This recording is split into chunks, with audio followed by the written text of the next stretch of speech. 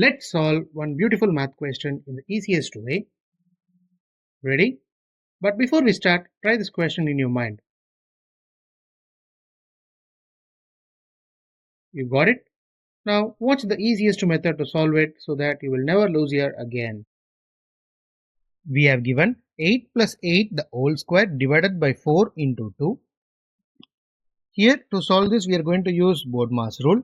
So first solving inside the brackets 8 plus 8 changes as 16. Now the entire equation is 16 squared divided by 4 into 2. As per the rule power comes first, so 16 square becomes 256. Now the entire equation is 256 divided by 4 into 2. Here we have division and multiplication. So as per the rule division comes first. So 256 divided by 4 becomes 64. Now the equation becomes 64 into 2, that is 128.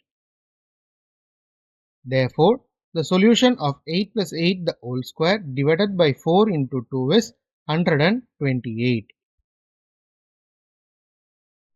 Hope you guys understood this concept and enjoyed my video. If you have any doubt in any part, do comment in the comment section and I am ready to answer that doubt and make you guys clear with it.